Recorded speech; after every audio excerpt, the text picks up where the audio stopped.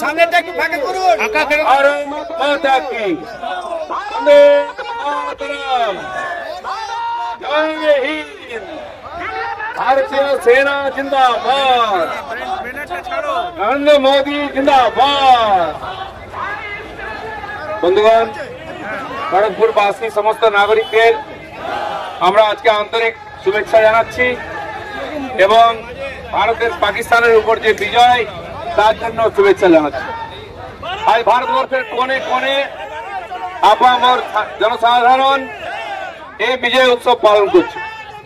একটা আমরা জানি কার্গিল বিজয় উৎসব আমরা পালন করেছি এক সময় অটলজির নেতৃত্বে। পাকিস্তানের দাঁত ভেঙে দেওয়া হয়েছিল। সেই পরাক্রমী সেনারা পাহাড়ে উঠে পাকিস্তানি হানাদারদেরকে ভাগিয়ে দিয়েছিল। তার আগে কাশ্মীরে পাকিস্তানি হানাদারদেরকে তাড়া করে আমাদের সেনা ভাগিয়ে দিয়েছিল। আর দ্বিতীয়বার আবার একইভাবে তার চেয়ে আরো ভয়ঙ্কর ভাবে পাকিস্তানের কোমর ভেঙে দিয়েছি আমরা।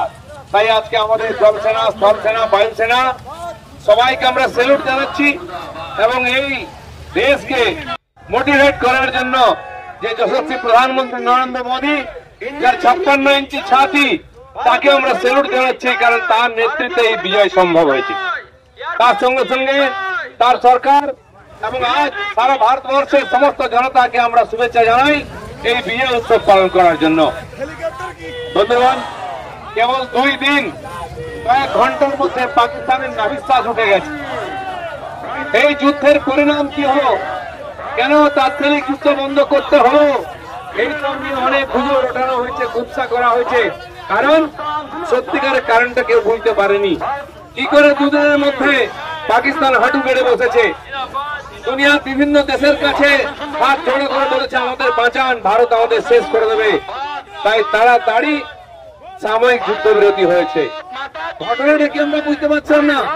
আমরাও খানিকটা হতাশ হয়েছিলাম যে কি হলো, সবে তো শুরু হয়েছে, তার মধ্যে শেষ। কিন্তু তার মধ্যেই যা হওয়ার হয়ে গেছে। অনেক বিরোধীরা, অনেক পাকিস্তানপন্থীরা এখানে আছেন, যারা পাকিস্তানের বিরুদ্ধে বলতে পারেন না, ভারতের বিরুদ্ধে বলেন। তারা প্রশ্ন তুলেছেন, কিছুই হয়নি, পাকিস্তান বলেছে আমরা জিতছি। কেউ বলছে কিছুই করতে পারলো না, ভারত বন্ধ হয়ে গেল। কিন্তু কি হয়েছে সেটা পাকিস্তানকে জিজ্ঞেস করুন,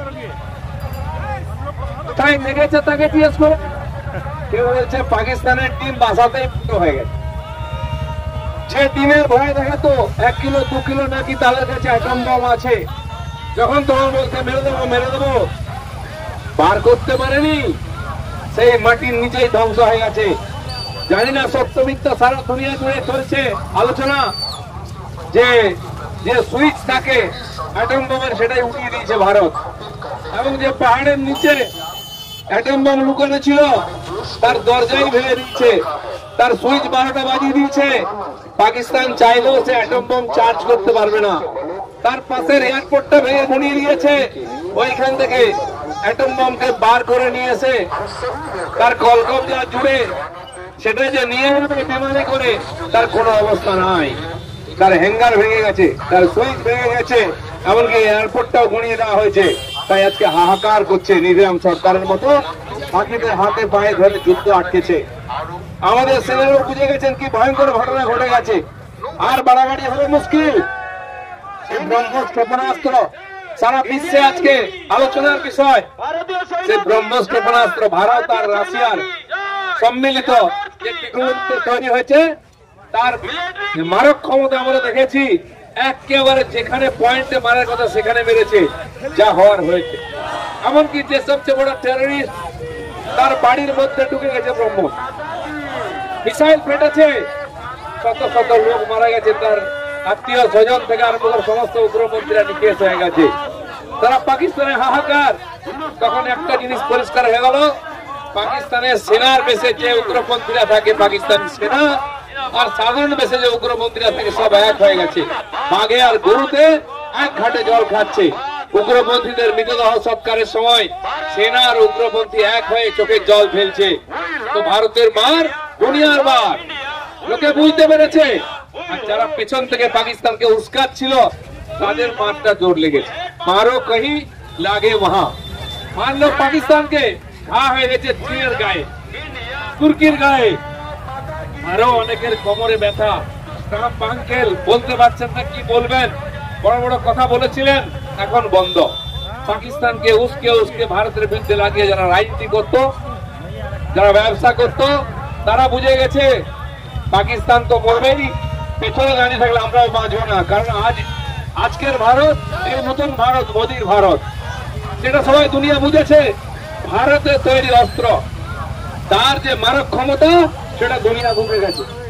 আর চীন যে ধরনের কথা বলতো তাদের অস্ত্র শস্ত্র নিয়ে, তারা ওখানেই পড়ে থাকলো, তাদের খোঁজ হচ্ছে পড়ে আছে। সে বিমান বলুন, ট্যাঙ্ক বলুন, মিসাইল বলুন, ভারত এখান থেকে সুইচ গুড়িয়ে দিয়েছে। আমি একটা ভিডিও দেখলাম, জানি না সত্য মিথ্যা, একটা এয়ারপোর্ট দেখানো হচ্ছে, সমস্ত বিমান গুঁড়ো গুঁড়ো হয়ে গেছে, উড়ার মতো নয়, বিমান ঘাঁটি দগ্ধ হয়ে গেছে। তো চীনের অস্ত্র যে 2 নম্বরই হয়, এটা আবার প্রমাণ হয়ে গেল। ওঠার আগে বিমান শেষ। আর চীনের অস্ত্র শস্ত্রের যে কোয়ালিটি দুনিয়ার সামনে সমস্ত প্রকাশ হয়ে গেছে। বলে চীনের ডিফেন্সে যত কোম্পানির যে শেয়ার বহু করে নিচে নামছে, কেউ আর কিনতে চাইছে না, অর্ডার ক্যান্সেল করছে। আর ঠিক উল্টো ভারতবর্ষের যত ডিফেন্স কোম্পানি, প্রতিরক্ষা কোম্পানিগুলো, তাদের শেয়ার হু করে বাড়ছে। দুনিয়ার 27টা দেশ অর্ডার দিয়ে দিয়েছে, বাকিরা বলছে পাওয়া যাবে নাকি, আমরাও লাইনে আছি। আজ ভারতের যে অস্ত্র শস্ত্র, ভারতের যে সেনা, ভারতের সামরিক শক্তি দুনিয়ার সামনে উদাহরণ হয়ে গেছে। কারো হিম্মত নেই যারা চোখে তাকায়, কেউ ভারতকে ডিস্টার্ব করে, তাই সবাই ভারতের সঙ্গে দোস্তি করতে চাইছে। দুনিয়ার সব দেশ প্রায় আমাদের সঙ্গে হাত মিলিয়ে নরেন্দ্র মোদী আর সরকারকে সাপোর্ট করেছে, আপনাদের সঙ্গে আছি। উগ্রপন্থী দমনে আমরা সঙ্গে আছি। যারা বেশি পাকিস্তানের সঙ্গে হামদর্দি করছিল, তুর্কির মতো দেশ ভারত তাকে বয়কট করেছে। শুধু সরকার নয়, ভারতবর্ষের কোটি কোটি জনতা আজকে সোশ্যাল মিডিয়ায় বয়কট তুর্কি লিখতে আরম্ভ করেছে। আপনি দেখতে পাবেন 6 মাসের মধ্যে তুর্কিস্তানের কি হয়। একটা পাশে ইঁদুর আছে বাংলাদেশ, আমাদের চমকায়, সে বাংলাদেশ টাইট দেওয়া শুরু হয়েছে, ব্যবসায়িক ভাবে তাকে ঘেরা হচ্ছে। আমরা হাতে আর মারবো না কাউকে, সবাইকে পাতে মারবো। খালি পেটে ঘুমোতে হবে, অসুস্থ হলে ওষুধ পাবে না, খাবার পাবে না, জল পাবে না, সেই পরিস্থিতি হবে যে ভারতের বিরুদ্ধে রাখবে। তাই আমরা স্লোগান দিচ্ছিলাম, जो हमसे टकराएगा। দেখুন পাকিস্তানের দিকে তাকিয়ে কথা বলতে পারছে না, চোর চোর হয়ে গেছে, ভিডিও আসছে। ওদের দেশের লোকেরা বলছে এত লোক মরেছে, অত ক্ষতি হয়েছে। আমরা তো বলছি না, যখন পুলওয়ামা হয়েছিল, তারপরে পাঠানকোট, তারপরে যেখানে আমরা সার্জিক্যাল স্ট্রাইক করেছিলাম, বিরোধীরা অনেকে তার প্রমাণ চেয়েছিল, পরে প্রমাণ পাওয়া গেছে। আজকে প্রমাণ আর কেউ চাইছে না, বলছে আমরা মোদীর সঙ্গে, ভারতের সঙ্গে আছি, সরকারের সঙ্গে আছি।